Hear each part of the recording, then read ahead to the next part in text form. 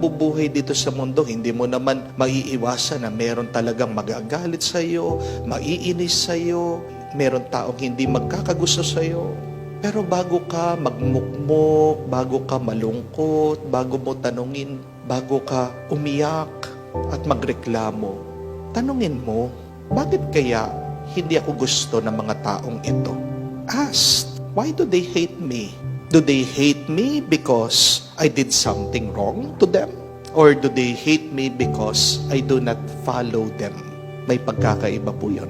Ngayon pala hindi ako gusto ng mga taong ito kasi meron akong masamang nasabi o ginawa sa kanila.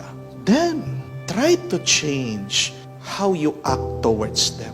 Try to change your character. Try to change the way that you think, the way that you speak to them. Pagdasal mo yung mga taong kinamumuhian ka, pagdasal mo yung mga taong sinisira